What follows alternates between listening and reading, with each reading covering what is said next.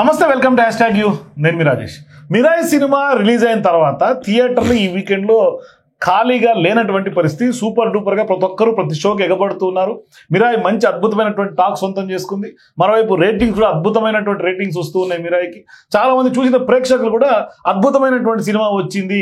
ఎందుకంటే హనుమాన్ ఏ విధంగా అయితే సక్సెస్ సాధించిందో మొట్టమొదటి సినిమా అయినటువంటి సజ్జా సాయికి, ఇప్పుడు రెండో సినిమా కూడా అంత సూపర్ డూపర్ హిట్ అవ్వటం.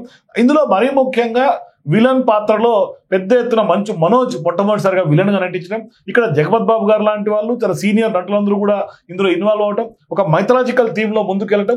సో ఇవన్నీ కూడా చూస్తుంటే ఖచ్చితంగా కొంత 1000 కోట్లు టార్గెట్ గానే మిరాయి వెళ్తున్నట్టుగా కనిపిస్తుంది. మిరాయి నిజంగానే దూసుకెళ్తున్నటువంటి సందర్భాలు మనకి టాలీవుడ్ లో కాదు, మొత్తం జాతీయ స్థాయిలో కనిపిస్తుంది. సో ఇప్పుడు మిరాయి టాక్ విన్న తర్వాత నిజంగా 1000 కోట్లు మిరాయికి సాధ్యమైన మాట్లాడతాం. మనతో పాటు film critic Dasari Vignan join అవుతాం, డిస్కస్ చేద్దాం.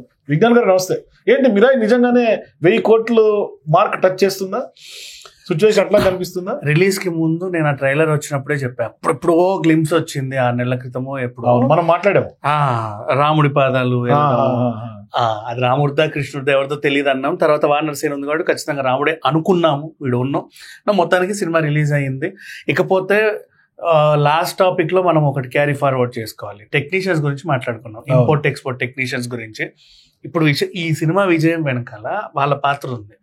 మనం ఏం చేస్తున్నామంటే, పాన్ ఇండియా సినిమా అనగానే మినిమం ఎన్ని కోట్లు, 50 పైనే ఉంటాయి కదా, ఎంత కాదనుకున్నా 50 పైన బడ్జెట్ పెడుతున్నాం. ఎక్కువ బడ్జెట్ పెడుతూ ఒక పాన్ ఇండియా సినిమా తీయాలి అంటే స్క్రిప్ట్ రాగానే ఒక పాన్ ఇండియా హీరోని మైండ్లో పెట్టుకుంటాడు ప్రొడ్యూసర్. ఎందుకంటే ఆ మార్కెట్ని తేగలిగే సత్తా వీళ్ళకే ఉంటుంది అని ఫిక్స్ అయిపోయింది అది. సరే, ఇప్పుడు ఆ పెద్ద హీరోని తెచ్చావు, సినిమా బడ్జెట్ 100 కోట్లు 150 కోట్లు అయింది. ఇప్పుడు ఏం చెయ్యాలి? టెక్నీషియన్స్ కూడా పాన్ ఇండియా లెవెల్లో ఉండాలి. అసలు నువ్వు హైదరాబాద్లో తిరగని కూడా తిరగవు తెలుసా, వచ్చిన వాళ్ళని ఎక్కడ తిరగవు. ఇక్కడ ఫారిన్ నుంచి కూడా మనం దిగుమతి చేసుకుంటున్నాం టెక్నీషియన్. ఇక్కడ నుంచి మనం ఖచ్చితంగా యుఎస్ వైపు చూడాలి, లేదా ఏ కెనడా వైపు ఇంకెటు వైపు ఎట చూడాలి.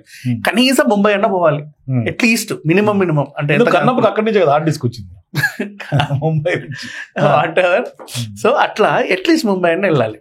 అండ్ అక్కడ నుంచి ఇంకా వాళ్ళు ఎక్కడెక్కడో టెక్నీషియన్ తెప్పించి అక్కడ పని చేపిస్తారు. మన దగ్గర బంగారం లాంటి టెక్నీషియన్స్ ఉన్నారని ఆల్రెడీ ఒక సినిమా ప్రూవ్ చేసింది ఈ అబ్బాయిదే, హనుమాన్. అరే ఈ విజువల్స్ ఇంత బడ్జెట్ ఎట్లా తీసారు అబ్బాని అందరూ ఆశ్చర్యపోలా, ఇండస్ట్రీ మొత్తం ఆశ్చర్యపోయింది.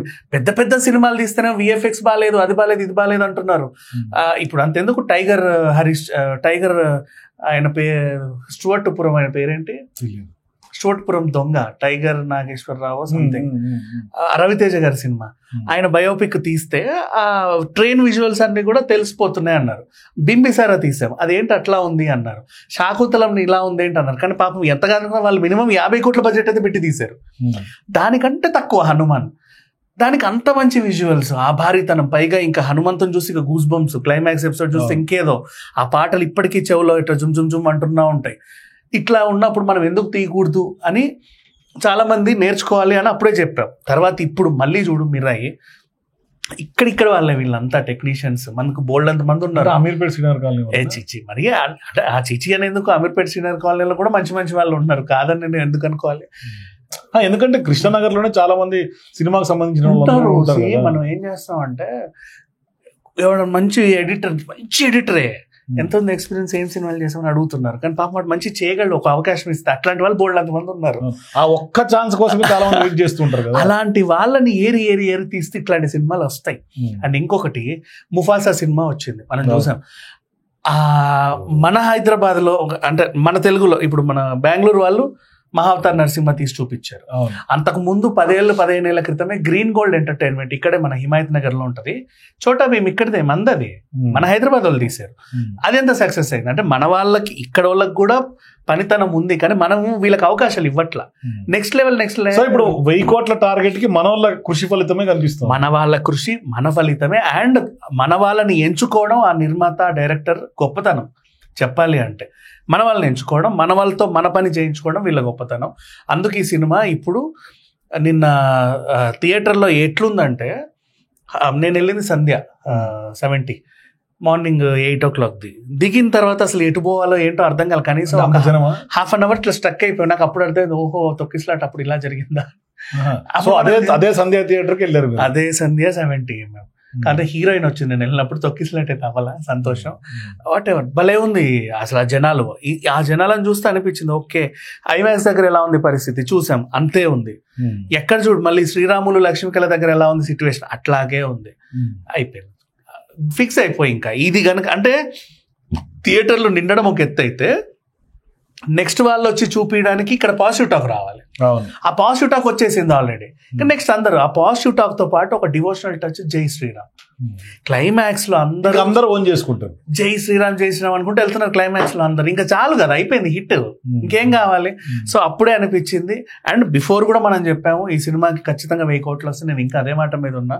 100% మీరై అయితే 1000 కోట్ల బొమ్మ, దీంట్లో డౌటే లేదు. అండ్ ఈ సినిమా అంత కాన్ఫిడెన్స్ అంటే స్టోరీ బేస్ కాన్ఫిడెంట్ అంటే నా ఇది మనము ఎంత బాగా రిలీజ్ చేసుకుంటే అన్ని డబ్బులు వస్తాయి. పుష్పలాగా నార్త్ లో ధర్మ మన కరణ్ జోహార్ నెత్తిన పెట్టుకున్నాడు. సో కరణ్ జోహార్ తెలుసు ఆల్రెడీ పాజిటివ్ టాక్ వచ్చిందంటే ఆయన ఆడుకుంటాడు సినిమాని అక్కడ. నెక్స్ట్ ఇటు హోంబలే, పాజిటివ్ టాక్ వస్తే హోంబల్ ఏం చేస్తుంది, కేరళలో గోకులం గోపాలన్ వాళ్ళది. నెక్స్ట్ తమిళంలో ఏజిఎన్, కింద మన పీపుల్స్ మీడియా. పాజిటివ్ టాక్ వచ్చిందంటే అన్ని పెద్ద సంస్థలే కదా, డిస్ట్రిబ్యూషన్ లో పెద్ద పెద్ద సంస్థలు, అన్నిట్లోనూ పెద్ద పెద్ద సంస్థలు. సో పాజిటివ్ టాక్ వచ్చిందంటే ఇట్లా పెంచుతారు థియేటర్స్. అట్లా మన ఎక్స్పాన్షన్ వేరే లెవెల్లో ఉంటుంది. సేమ్ మహావతార్ లాగా, ఇప్పుడు మహావతార్ 500 సెంచరీ 500 CR కి కొట్టేసింది, ఇంకా నడుస్తుంది అక్కడక్కడ అడప. అండ్ నెక్స్ట్ ఇంకో కాన్ఫిడెంట్ ఏంటంటే ఈ వారం సినిమాలు లేవు. ఇప్పుడు నెక్స్ట్ అప్కమింగ్ వీక్ కూడా మీరు అయితే సరిపోయింది కదా, ఇంకేం కావాలి లాంగ్ రన్ లో. మనకి ఈ రోజుల్లో లాంగ్ రన్ అంటే 3 రోజులే, అలాంటి వీకెండ్ అయిపోయింది సినిమా చాప్ చుట్టుకుపోవటం. దేవుడి దయ వల్ల పైరసీని ఎంకరేజ్ చేయకుండా సినిమాని థియేటర్ లోనే చూస్తే మన వాళ్ళు మేబీ అంటే కొన్ని పాజిటివ్ టాక్ రాగానే ఎత్తుకుతారు అనమాట, పప్పం కిప్పం టిప్పం దీంట్లో ఇది అని. అట్లా కాకుండా అంటే కొన్ని సినిమాలు థియేటర్కి వెళ్ళి చూస్తేనే విజువల్ వండర్స్, నీకు ఆ డాల్మీ సౌండ్లు అవి ఉంటేనే కదా నీకు ఎక్స్పీరియన్స్ వచ్చేది, ఇట్లా చూస్తే రాదు. సో ఇంట్లో కూర్చొని మా టీవీలో జెమినీ టీవీలో వీకెండ్ సినిమాలు వేసినట్టుగా వేస్తే అది చూస్తే ఉపయోగం లేదు, ఆ ఎక్స్పీరియన్స్ కూడా వేస్ట్, చూసినా వేస్ట్. కాకపోతే ఏంటంటే థియేటర్ లో మిస్ అవ్వద్దు ఇట్లాంటి సినిమాలు, అంతే. మళ్ళీ ఓటీటీకి వచ్చినప్పుడు ఏడవద్దు ఎందుకు మిస్ అయ్యామని.